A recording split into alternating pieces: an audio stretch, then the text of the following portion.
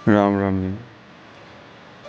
तो दोस्तों, अगर मैं आपसे ये कहूँ कि रामायण में रावण जीता था राम जी से, तो क्या आप मानोगे?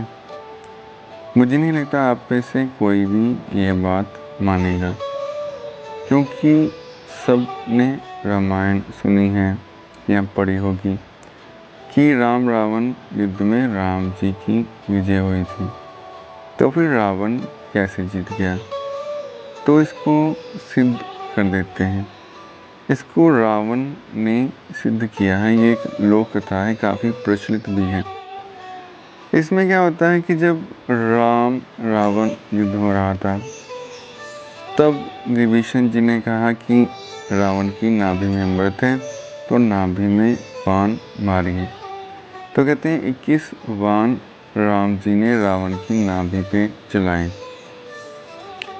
तो जब रावण बढ़ने लगा, तो रावण ने राम को कहा, श्री राम, मैं जीता आप हारे, मैं जा रहा हूँ। तो राम जी ने कहा, रावण रुकिए आप, ठीक है आप बहुत बड़े विद्वान हैं, पंडित हैं, महाज्ञानी हैं, लेकिन युद्ध में तो आप मर रहे हैं, आपकी मृत्यु हो रही है और मैं जीत रहा हूँ। तो आप कैसे जीत गए, पहले ये बता दीजिए, अपना शरीर बाद में त्यागिएगा। तो रावण ने कहा, श्री राम, आप ये बताइए कि जब दो राजा लोग युद्ध करते हैं तो उनमें से जीतता कौन है? तो रावण जी कहते हैं कि मेरे हिसाब से तो वही जीतता है जो दूसरे राजा के महल में कब्जा कर ले, वहाँ पहुँच जाए अपनी सेना के सहित, तो वो जीत जाता है। तो राम जी को पूछा रावण ने, क्या मैं सही कह रहा हूँ? राम जी ने कहा, हाँ सही कह रहे हैं। तो रावण बोला कि मेरे सारे सैनिक, मेरे परिवार के सारे लोग जो आपसे वैर भाव रखते थे, आपकी सेना के द्वारा या आपके द्वारा मारे गए। तो मरते वक्त वैर भाव के कारण उनके मुख से राम निकला। तो मरते वक्त अगर किसी के मुख में परमात्मा का नाम निकलता है तो वो आपके धाम को जाता है। तो वो क्या सब वैकुंठ गए जैसा शास्त्रों में लिखा हुआ है कि नहीं? राम जी ने कहा, गए। वैकुंठ आपका लोक है। राम जी ने कहा, मेरा लोक है। और मैं रावण, लंका का राजा, आपके हाथों से मृत्यु को प्राप्त हो रहा हूँ, और मरने के बाद मेरी गति क्या होगी? राम जी ने कहा, तुम भी मेरे लोक को जाओगे।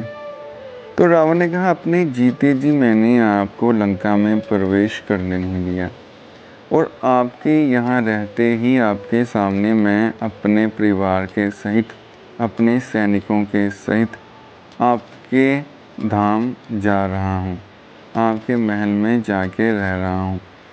तो जीता कौन? तो राम जी मुस्कुराने लगे।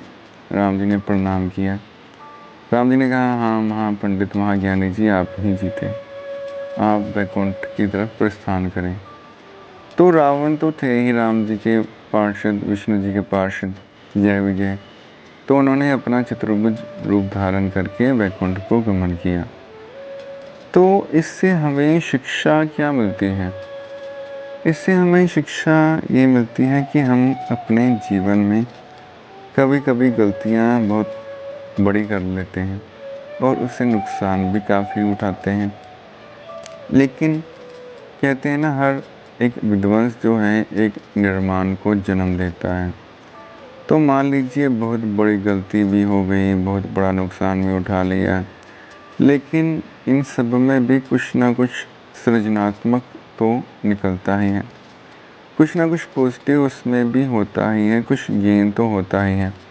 अगर किसी ने हमें धोखा दे दिया, कुछ नुकसान हो गया, तो एक बुरा व्यक्ति तो हमारे जीवन में से निकल गया, एक व्यक्ति की सच्चाई तो सामने आ गई, तो उस व्यक्ति से दोबारा तो आप धोखा नहीं ना खाएंगे। तो ये भी एक गेन ही किया। कुछ ना कुछ हासिल ही हुआ। कोई कहता है कि 3-4 साल मैंने वेस्ट कर दिए गलत नौकरी में, गलत फ़ैसला करके, या 6 महीने घर बैठा रहा। तो उस वक्त में आपको कुछ शिक्षा तो मिली कि ये गलती दोबारा नहीं करनी। तो ये जो शिक्षा है ये भी बहुत बहुमूल्य है, क्योंकि ये जो जीवन यात्रा है इसमें आप सीखने और ख़ुद को इम्प्रूव करने ही आए हैं। सीखिए और अपने आप को बेहतर बनाते रहिए और हिम्मत ना छोड़िए। जैसे रावण का तो सब कुछ चला गया था, सोने की लंका चली गई, अपना परिवार चला गया और ख़ुद उसका शरीर भी अब जा रहा था। फिर भी उसने देखा कि सब कुछ तो जा रहा है लेकिन वैकुंठ तो प्राप्त हो रहा है ना मुझे। तो सब कुछ जाने के बाद भी कुछ ना कुछ तो हासिल होता ही है।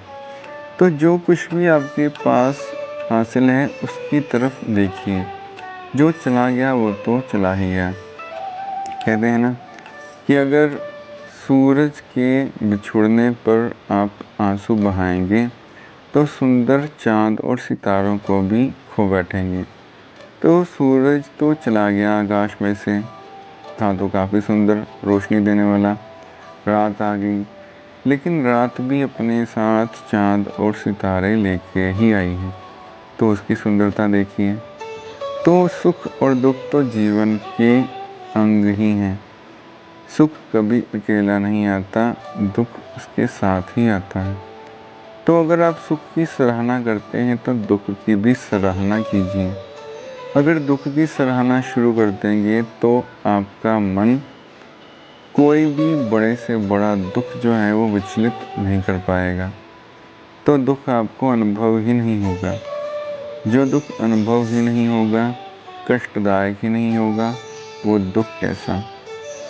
तो अपने दुख को अपना साथी बना लेना, ये सबसे बड़ी शिक्षा है जो कि इस कथा से हमको मिलती है कि अपने नुकसान में भी कुछ ना कुछ फ़ायदा देख लेना।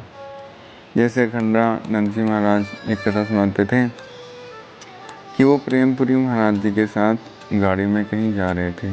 ओपन गाड़ी थी, पुराना समय। तो अचानक से कोई गाड़ी उनके पास से गुजरी, तो जो कीचड़ था सड़क का वो उनके मुंह में चला गया। तो जो ड्राइवर था वो काफ़ी क्रोधित हुआ। वो बोला कि मैं अभी इसको आगे रोक के 2-4 थप्पड़ लगाता हूँ। तो प्रेमपुरी जी महाराज बोले नहीं नहीं रहने दो, ठाकुर जी के चरणों का चरणामृत तो काफ़ी बार पिया है, आज गाड़ी के चरणों का चरणामृत भी पीने को मिल गया। तो अखंडानंद जी महाराज भी हंसने लगे और उस ड्राइवर का क्रोध भी शांत हो गया। तो जो संत होते हैं, सच्चे संत होते हैं, वो विपरीत परिस्थिति में भी अनुकूलता ढूंढ लेते हैं। तो हमारे जीवन में विपरीत सिचुएशंस तो आती ही रहेंगी, उनमें अनुकूलता ढूंढने की कला आपको आनी चाहिए अगर आप हमेशा खुश रहना चाहते हो तो। धन्यवाद।